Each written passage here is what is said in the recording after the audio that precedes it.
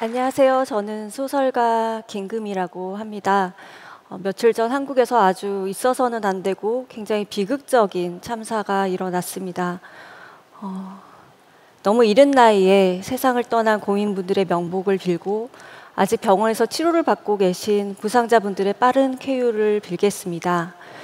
기성세대로서 이 참사에 대해서 무한한 책임감을 느끼고 있습니다. 우리가 이 자리에서 나누는 이 대화들이 더 안전한 세상, 서로가 서로에게 덜 미안해해도 되는 세상을 만드는데 작은 빛이 될 수 있기를 바라겠습니다. 강연 시작하겠습니다. 오늘 저는 민주주의와 치킨에 대해 이야기하기 위해 여기 섰습니다. 그리고 먼 대륙에서 느꼈던 어떤 밤의 당혹감에 대해서 말이죠. 모두들 치킨 좋아하시죠? 한국식 치킨과 시원한 맥주를 함께 먹는 치맥은 대표적인 한류 음식이기도 해서 오늘 이곳을 찾아주신 해외 연사님들이나 세계 어딘가에서 라이브 중계를 보고 계실 분들도 당연히 그 고소하고 달콤한 치킨의 맛을 아시리라 생각합니다. 저도 치킨을 무척 좋아하는데요. 해서 어느 날 맛집으로 소문난 치킨집을 검색해서 직접 찾아갔습니다. 불친절하다는 리뷰를 봤지만 그 정도는 치킨에 곁들여 나오는 샐러드쯤으로 여겼죠. 우리에게 때로 그런 거친 매너는 자기 일을 확실히 해내는 사람들이 보여주는 정제되지 않은 자신감이나 프라이드쯤으로 받아들여지기도 하니까요. 열심히 지도를 보며 치킨집을 찾아갔는데 뭔가 입구에서부터 좀 심상치 않았습니다. 입구에 기름솥을 놓고 치킨을 튀기고 있던 주인은 다가오는 저를 보고도 전혀 아른 채 하지 않았죠. 그는 묵묵히 튀김 반죽이 든 통을 휘저으면서 펄펄 끓는 기름에 토막난 닭을 집어넣으며 매섭게 거리를 쏘아보고 있었습니다. 포장을 하고 싶은데요 라고 제가 말을 건넸지만 대답도 하지 않았죠. 말씀드렸듯이 그런 결례는 유명 식당에 걸려있는 일종의 맛집 인증 리본 같은 것이니까 그럴 수도 있지라고 생각했습니다. 홀로 들어갔는데 아직 저녁 시간이 되지 않아서 자리는 꽤 비어 있었습니다. 가게는 부부가 운영하는 곳이었고요. 홀 안에 계신 주인 아주머니에게 닭 포장을 주문하고 눈에 보이는 자리에 쭈뼛쭈뼛 앉았는데 그분이 갑자기 저에게 조금 있으면 저녁이라 손님들이 몰려올 텐데 왜 4인석에 앉아있어? 라고 화를 내셨습니다. 저는 당황했지만 주인 아주머니가 시키는 대로 아주머니의 휴대전화를 비롯한 소지품들이 그득한 2인석 자리에 앉게 되었습니다. 다른 이유가 아니라 주인 아주머니의 프라이버시를 고려해서라도 차마 앉을 생각을 못했던 자리였어요. 저는 리뷰에 적혀있던 불친절이라는 단어를 무심히 넘긴 걸 후회했습니다. 워낙 불친절에 자주 노출되는 삶이다 보니 그 정도는 견딜만 하다라고 느꼈거나 혹은 세상에 그런 댓글을 통해서 자기 자신의 건재, 그러니까 나는 별점을 줄 수 있는 인간이야 라고 만끽하려는 자들의 속 좁은 행위로 해석한 저를 말입니다. 하지만 실제로 무시무시하게 불친절했고 아니 불친절을 넘어 어떤 적대가 넘실대고 있었습니다. 그저 치킨을 사려는 사람에게 쏟아지는 그 냉랭한 정의를 순순히 받아 넘기기는 어려웠습니다. 그런데 그 적대의 희생자는 저만은 아니었습니다. 이윽고 닭 한 마리가 튀겨져 나왔고 한쪽 구석에서 핸드폰만 보면서 있던 어떤 손님이 조용히 받아 나가는데 주인 아주머니가 내가 원래 말투가 그래서 아까 그렇게 말했으니까 이해하세요 이렇게 사과의 멘트를 했기 때문입니다. 하지만 안타깝게도 주인은 그 손님이 나가자 또 그 사과를 뒤집는 욕설을 늘어놓았습니다. 혼잣말을 가장하고 있었지만 실제로 들은 사람들이 있으니까 혼잣말은 아니었죠. 그날의 치킨집은 지금 한국 사회를 축소해 놓은 듯 했습니다. 누구나 언제나 어디에서든 크고 작은 혐오와 적대를 경험하게 되는 불안하고 불합리한 오늘을 말입니다. 집으로 돌아오고 나서도 치킨이 익는 기름손만큼이나 절절 끓던 분노와 적의와 적대는 그날 그 치킨을 다 먹어치우고 나서도 내내 마음에 남아있었습니다. 슬프게도 치킨이 정말 맛있었기 때문에 그 파장은 더 컸었죠. 소설가는 자극과 반응으로 소설을 써 내려갑니다. 그러한 자극과 반응의 잔상들을 자기 마음속 규율을 따라 재편하는 것이 작가의 일입니다. 저는 제 질서를 통해서 치킨집 사람들을 이해하고 싶었습니다. 그리고 그 이해가 마침내 완성되면 한 편의 소설이나 글이 발표되고 바로 그것이 작가이자 독자이자 이 사회의 일원인 저를 성장시키죠. 물론 잠깐 만났다고 해서 제가 실제 그들에 대해서 판단 내릴 수는 없습니다. 그러니까 이 모든 전개는 저의 질서, 저의 상상력으로 이루어지는 과정일 뿐입니다. 그리고 만약 여러분들이 제 작품을 읽고 뭔가를 느끼거나 동의 혹은 비동의하는 분들이 생겨난다면 그때는 여러분의 질서, 여러분의 상상력이 작동되고 있는 것이죠.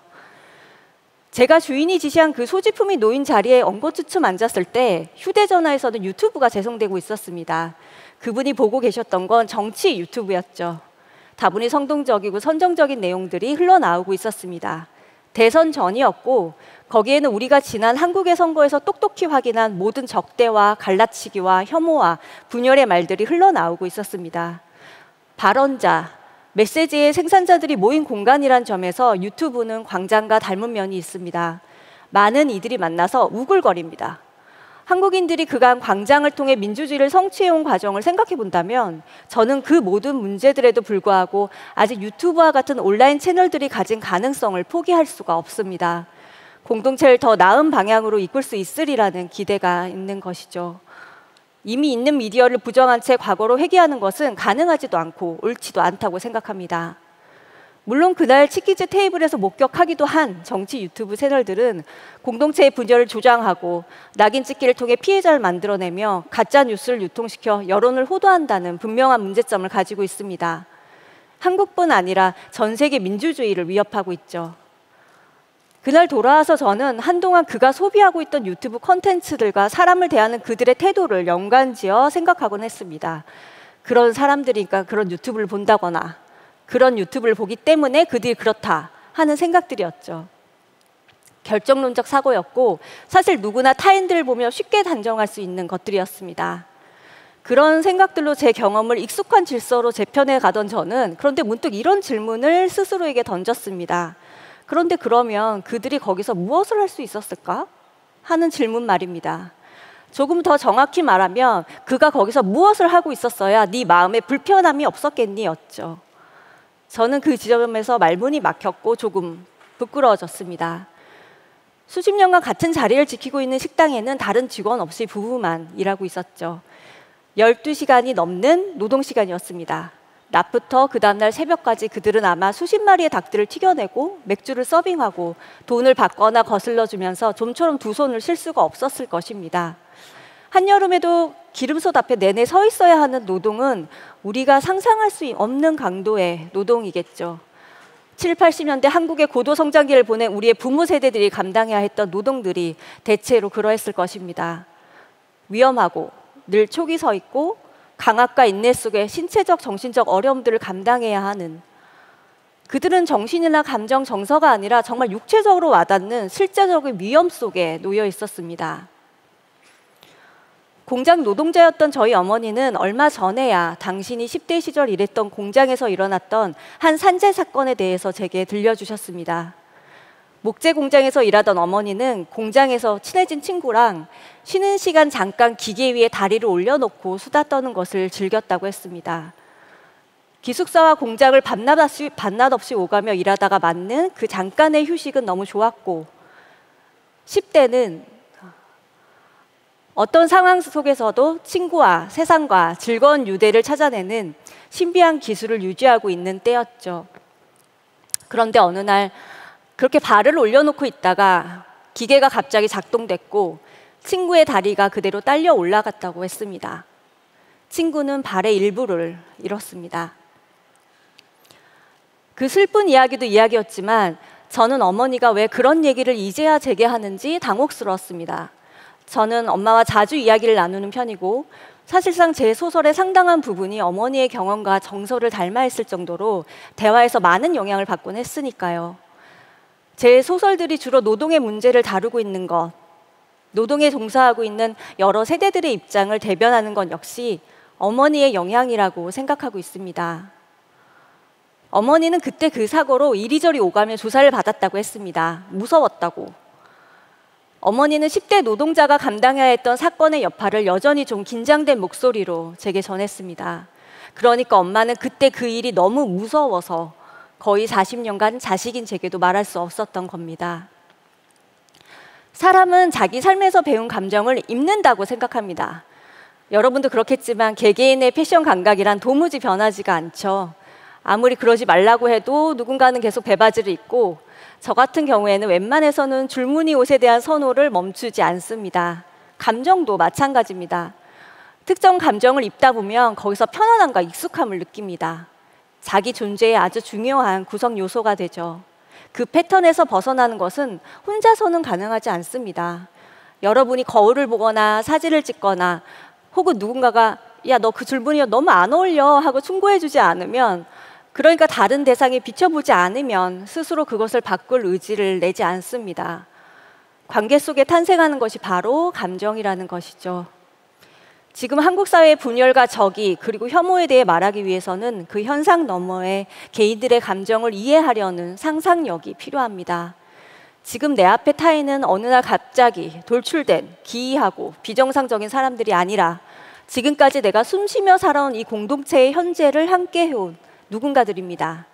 제거하고 지워낼 수 있는 존재들이 아니라 내 삶이 끝날 때까지 마주치고 관계해야 할 누군가들입니다. 우리 동네는 그렇지 않으니까, 내 직업은 그렇지 않으니까, 심지어 내가 만나는 이웃과 친구들은 그렇지 않아서 괜찮다고 생각하시나요? 그런 생각 자체가 이미 여러분 내부에 혐오와 적대가 자리 잡고 있음을 보여줍니다. 어떤 방식으로든 영향을 피해갈 수 없습니다. 다른 모든 가능성은 말할 것도 없고, 제도적으로 한국의 모든 성인들은 투표권을 지니며 그 선택의 결과는 마치 공기처럼 여러분에게 영향을 미치겠죠. 그것이 우리가 선택한 민주주의입니다. 우리가 쉽게 화합할 수 없는 사람들, 우리에게 친숙하지 않은 사람들, 우리를 불쾌하게 하는 사람들, 때론 냉대하고 우리를 모멸하는 모두에게도 우리가 선택한 이 정치체제는 동일한 권리를 승인했습니다. 그런 이들의 권리를 빼앗으려는 어떤 움직임이 있다면 우리는 그들과 갈등하고 반목하다가도 같이 힘을 합쳐 그 움직임에 저항해야 합니다. 민주주의는 절대 혼자 갈 수 없는 길입니다. 20세기 영국을 대표하는 소설가이자 비평가 시인인 D.H. 로런스는 예술이 본질적으로 제공하는 것은 아름다움도 장식도 오락거리도 아닌 모럴이다 라고 한 바 있습니다. 모럴은 삶에 대한 정신적 태도, 어떤 행위에 대한 자기 윤리를 말하죠. 불친절한 치킨집 이야기에서 출발해 저희 어머니의 소녀 시절을 지나 우리 공동체의 민주주의에 대한 고민으로 이어지게 된 지금의 이 강연 시간은 여러분들이 책, 소설을 읽어 내려갈 때 하는 경험과 다르지 않습니다. 정신과 감정을 움직였겠죠? 아마 여러분은 속으로 외치기도 했을 겁니다. 그런 불친절한 자영업자에게는 별 한 개의 평점도 아깝다. 어딘지 밝혀라. 그래야 거길 안 가지. 혹은 그래야 거길 한번 가보지. 언젠가 독자와의 대화를 하는데 그때도 역시 타인에 대한 이해를 강조했더니 듣다 못한 독자님이 큰 소리로 외치더라고요. 아니, 어디까지 제가 다른 사람을 이해해줘야 돼요? 제가 말하는 이해는 타인을 위해 희생하고 노력하는 것을 말하지는 않습니다. 그 이해는 나의 모럴을 위해 필요한 것이죠. 혐오를 대했을 때 혐오에 대해 생각하는 건 그들을 마치 성직자처럼 품기 위해서가 아닙니다. 혐오의 발원처가 어디이고 그것이 사회에 어떤 영향을 주고 있으며 결국 내가 그것을 어떻게 해석해가며 살아갈 것인가를 알아내기 위해서입니다. 바로 내 삶의 지혜를 얻기 위해서죠. 인류 역사상 가장 오래된 미디어인 책이 아직 그 고유의 느리고 내밀한 호흡을 유지하면서 이 세계에 건재하고 있는 건 바로 그런 깊고 차곡차곡 쌓인 지혜들이 페이지마다 살아 숨쉬기 때문입니다. 책은 누군가와 동시에 읽어 내려갈 수 없죠. 마치 기도하듯 오직 자기 혼자 읽어 내려가게 됩니다. 맥락과 맥락을 이해하는 데는 상상이라는 생각의 비약이 필요하며 책에서 다루는 모든 주제가 결국 이 세상과 타인들에 대한 것이라는 점에서 결국 그것은 다른 대상들에 대한 새로운 이해에 가닿게 되는 모험입니다. 우리는 그 모험을 계속해야 합니다. 인류가 가장 오랫동안 해온 그 도전과 모험을요. 오늘 이 강연의 주제도 그렇지만 현재의 한국의 민주주의는 매우 복잡하고 어려운 상황에 처해 있습니다. 그런데 현재 한국 사회의 민주주의 위기는 적어도 제도적 미비함에 있어 보이지는 않습니다. 그 제도를 운영해 나갈 우리 마음의 위기겠죠. 마지막으로 제가 3년 전 경험한 유럽에서의 어느 밤에 대해 말씀드리고 강연을 마칠까 합니다. 그해 가을에 저는 다른 작가들과 함께 유럽권 독자들을 만나는 행사를 가졌습니다. 스톡홀름이었습니다. 유럽에서 갖는 첫 행사라 긴장과 기대를 가지고 행사장에 갔고 담당자들이 따뜻한 환대를 받으며 북콘서트가 시작되기를 기다렸습니다. 그리고 행사가 시작돼 마침내 무대 위로 올라갔을 때 저는 몸이 쿵 하는 듯한 충격을 받았습니다. 객석의 중간에 앉은 한 남녀가 손가락을 자기 양 눈가에 가져다 대고 찢는 행위를 해보였기 때문이었습니다. 그건 아시아인들에 대한 일종의 혐오의 제스처였죠. 순간 머리가 하얘지는 것 같았습니다. 하지만 정신을 차려야 했습니다. 그들이 앉아있는 그 자리에는 한국 문학에 대한 얘기가 듣고 싶어서 모인 더 많은 사람들이 있었으니까요. 시간도 늦은 저녁이었고 무료가 아닌 유료 행사였습니다. 행사 시작 전 저희 작품의 낭독을 맡은 배우들은 한껏 부푼 얼굴로 오늘 밤 낭독할 수 있어 너무 기쁘고 기대된다고 다정히 말했습니다. 그리고 만석을 채운 유럽의 청중들이 숨소리조차 나지 않을 정도로 우리 얘기에 집중하고 있었죠. 그때 그 공간을 채우고 있던 환대의 분위기, 그리고 호의에 찬 침묵이 제 마음을 다잡아 주었습니다. 그곳은 인간의 고독과 슬픔, 상실, 하지만 그 속에서도 찾아나가는 평화와 미래에 대해 이야기하고 싶은 사람들이 모인 자리였고, 무대에 선 작가들은 그 메시지의 전달자였습니다. 무엇도 우리의 안전한 밤을 망칠 수는 없었죠. 종종 그 스톡홀름에서의 밤을 떠올립니다. 그날의 기억은 애석하게도 늘 2명의 인종주의자들의 제스처와 함께 시작되죠. 행사 요원과 주최 측이라는 제도적 장치가 엄연히 있었음에도 그들은 적대를 멈추지 않았고, 그 경험은 불편함과 긴장, 그리고 약간의 무기력을 느끼게 합니다. 그들이 길을 가다 우연히 마주친 것이 아니라 자신들의 적의와 혐오를 보여주기 위해 자기 돈까지 지불하고 직접 그곳을 찾아왔다는 사실이 말입니다. 하지만 그때마다 저는 그날 밤 그들은 무엇을 가져가고 우리는 무엇을 가져갔을까 분별하기 위해 애씁니다. 지혜를 발휘해 보는 거죠. 그날 우리는 이질적인 언어가 불러일으키는 언어적 아름다움에 귀 기울이며 지적 자극을 누릴 줄 아는 사람들이었습니다. 서로 다른 대륙에서 살아온 이들이기에 책을 통한 우리의 대화가 더 특별하며 삶을 평화롭게 만든다는 사실을 아는 사람들이었습니다. 그래서 그날 밤 우리는 같은 자리에 머물며 서로를 존중하고 포용하는 인간이기를 택했고, 그들은 양눈을 찢는 혐오의 제스처로 그 밤의 연대에서 스스로를 열애시킨 채 돌아가기를 선택했습니다. 앞으로 우리에게는 어떤 날의 밤을 원하는 사람들이 늘어날까요? 그리고 여러분은 어떤 밤을 맞고 싶으신가요? 우리의 민주주의는 바로 그 대답에서 전혀 다른 미래로 나아갈 것입니다. 제 첫 장편소설 경애의 마음에서 독자들이 가장 좋아해준 문장은 마음을 폐기하지 마세요라는 말이었습니다. 독자들을 만날 때마다 책에 적어드리다 보니 그 말은 어느새 요즘 어떻게 지내요? 마음은 잘 있어요? 하고 묻는 일종의 안부 인사가 되었습니다. 마음을 닫고 참여하지 않으며 모른 척하기는 쉽습니다. 하지만 그렇게 해서 우리가 원하는 미래를 만들 수는 없습니다. 여러분이 자기 마음을 헤아리고 타인과 세상을 이해하려 애쓰며 자기 삶을 자기 지혜로 채워나가려 할 때 소설이 그리고 책이 당신을 지원할 것입니다. 우리의 그 민주적 지향을 무엇도 멈추게 할 수는 없을 겁니다. 우리가 마음을 폐기하지 않는다면요. 긴 시간 들어주셔서 감사합니다.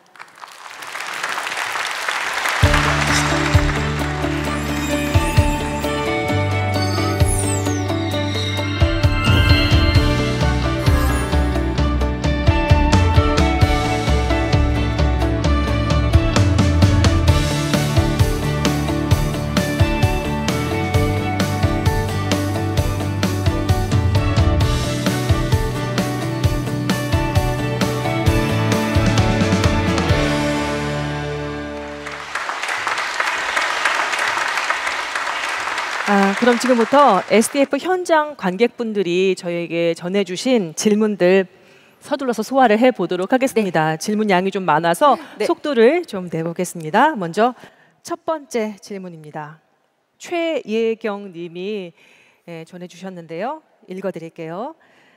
경애의 마음에서는 인천 화재 사건이 배경으로 다뤄졌는데 오늘 강연에서도 작가님의 사회에 대한 관심을 느낄 수 있었습니다. 소설을 쓰실 때 사회 문제에 관심을 가지시는 이유가 있을까요? 라고 물어보셨네요. 사회 문제에 특별한 관심을 기울이지 않아도 우리가 서 있는 곳에서 사회적 문제들은 항상 공기처럼 존재하기 때문에 글을 쓰는 사람은 그것을 진료로 해서 글을 쓸 수밖에 없는 것 같아요. 제가 제 첫 장편의 배경이 된 인영동 화재 참사가 20대를 막 출발하는 저에게 굉장히 큰 충격과 어떤 부채감을 안겨주었었거든요. 그래서 그 뒤로 작가가 되고 나서는 그 사건을 사람들이 잊지 않았으면 좋겠다라는 마음으로 작품을 썼고, 그렇게 해서 저 역시 거기서 가지고 있는 미안함과 자책감에서 약간은 이겨낼 수 있었던 것 같아요. 네. 네, 다음 질문입니다. 김다혜 님의 질문인데요. 작가님의 강연을 듣고 나니 상대방의 입장을 생각하고 또 상상하는 연습도 필요할 거란 생각이 듭니다. 소설가로서 상상력을 키우는 특별한 방법이 있을까요? 라고 물어오셨네요. 그러니까 저는 궁금한 게 되게 많아요. 그러니까 호기심도 굉장히 많은 편이고, 일상에서 뭔가 제 마음을 건드리는 장면이 있다면 끝까지 생각을 한번 해보는 편이에요. 그거는 자기 자신이 참 중요한 존재라고 스스로 자각하는 것과 마찬가지거든요. 그러니까 지금 나한테 드는 이런 생각과 감정들이 그냥 아무것도 아닌 것이 아니라 나라는 존재가 통과하면서 만나는 되게 의미 있는 것이야 라고 생각하는 거, 내가 느끼는 것이 의미 있는 것이야 라고 자각하는, 거기서 아마 상상력은 출발하지 않는가라는 생각을 합니다. 네. 연결해서 제 질문을 하나 덧붙여 보자면요, 보통 상대방에 대해서, 타인에 대해서 이해하고 상상하는 건 오히려 나를 좀 뒤로 하고 그 사람을 먼저 하는 그런 행위라고 느껴지거든요. 그런데 그러면서 입는 우리 마음의 상처도 있지 않을까요?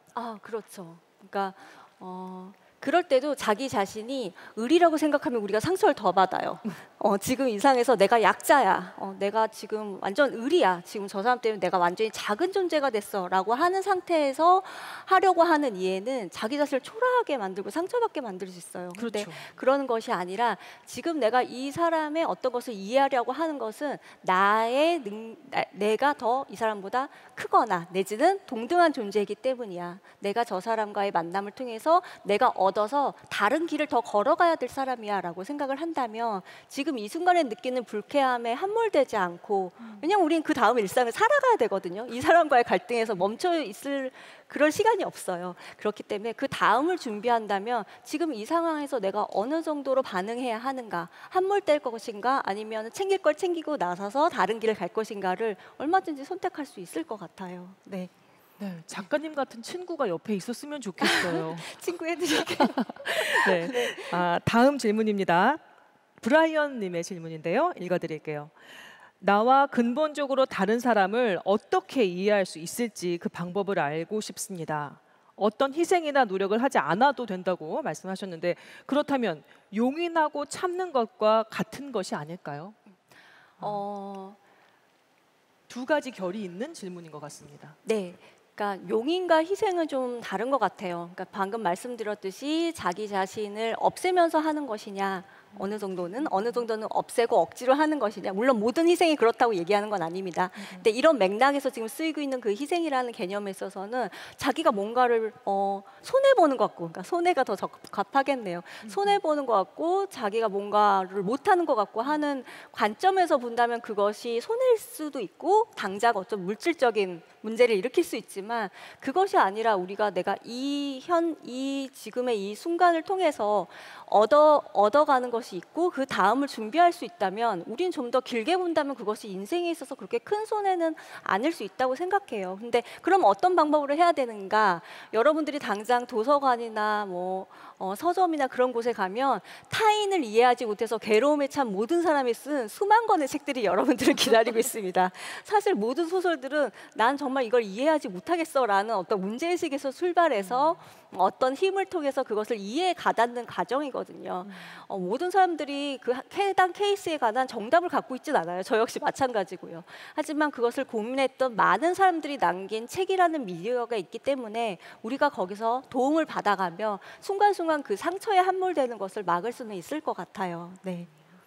유튜브 채널도 책의 역할을 그런 책의 역할을 해주는 유튜브 채널들이 좀 많이 있었으면 좋겠다는 생각을 지금 방금 하게 되네요. 아, 네, 그렇죠. 근데 유튜브가 지금 대중들에게 하고 있는 많은 교육적 역할에 대해서 저도 알고 있고 저 역시 그것을 누리는 사람이긴 하지만 모든 분들이 말씀을 하시듯이 그것이 사실은 어떤 자본에서 출발했다. 굉장히 큰 어떤 그것을 장악하고 있는 어떤 자본에서 출발했다는 것이 항상 저희를 좀 두렵게 하는 부분인 것 같아요. 그걸 네. 자각하면서 이용도 네. 해야 되겠다라는 말씀이셨고, 다음 질문 읽어드리겠습니다.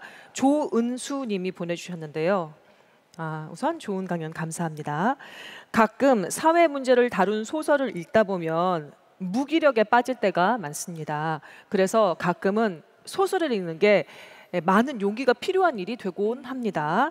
이런 상황에서 제가 가져야 할 태도와 행동은 무엇이 있을까요? 라고 물어오셨어요. 무거운 질문이네요. 네. 그런데 가장 두려운 거는 모르는 채 맞는 어려움들 아닐까요? 그러니까 내가 지금 이 사회가 어떻게 흘러가고 있는지, 이 사회가 어떤 문제를 가지고 있는지, 그래서 작가들이 어떤 문제에 관해서 독자들과 함께 이야기하고 싶은지를 듣는 마음도 무겁다는 것을 이해하지만 그거보다 더 무겁고 힘들어지는 것은 이것에 대해 아무것도 알지 못하는 상태로 이 사회가 가지고 있는 문제들에 마구 노출되는 상황에 더 힘든 것 같아요.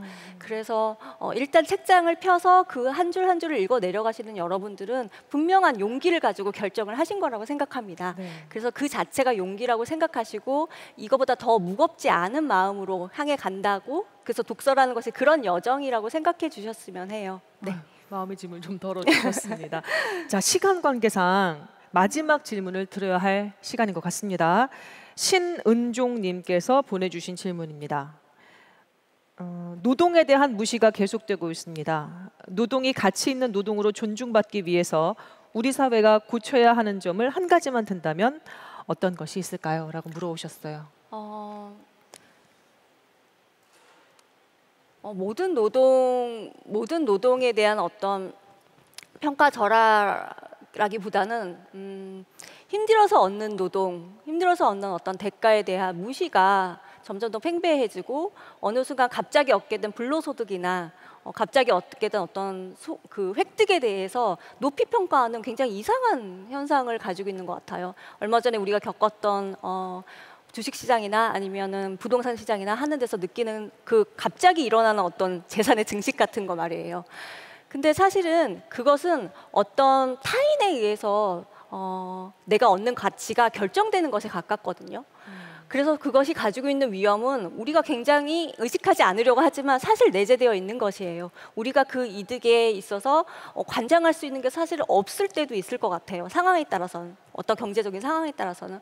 근데 그에 반해서 노동은 우리가 직접 한 직접적인 행위에 대한 어떤 정당한 대가를 요구하고 요구받는 것이고, 그런 요구와 요구에 대한 어떤 수용이 원활하게 될 때 이 사회는 한 명 한 명의 개인의 존재에 대한 인증을 할 수 있다라고 생각해요. 그러니까 어떤 다른 시스템에 올라타서 이득을 얻는 자들이 아니라 내가 내 노동을 통해서 정당히 개인적으로 잘 살아가는 사람들에 대한 인증이 될 때 이 사회가 이 공동체들의 개인에 대한 진정한 존대, 진정한 존중을 할 수 있을 거라고 생각합니다. 네. 네. 마지막 질문이었는데 생각 같아서는 이 시간을 더 느리고 싶지만 네, 다음 순서가 준비가 되어 있기 때문에 여기서 마무리를 해야 될 것 같은데요. 끝으로 오늘 SDF 2022와 함께하신 소감 여쭙겠습니다.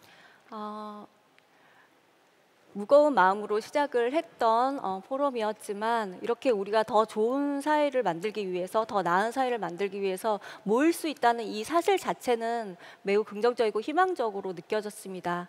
우리가 이제 이 포럼이 끝나고 집으로 돌아가고 나서는 우리가 정과는 다른 세상을 만들 수 있는 힘을 조금은 더 비축했다고 생각하시고 남은 일상 그리고 내일의 일상 잘 챙겨서 잘 하루하루 지내시기를 저도 기도하겠습니다. 감사합니다. 네, 다시 한번 큰 박수 부탁드립니다.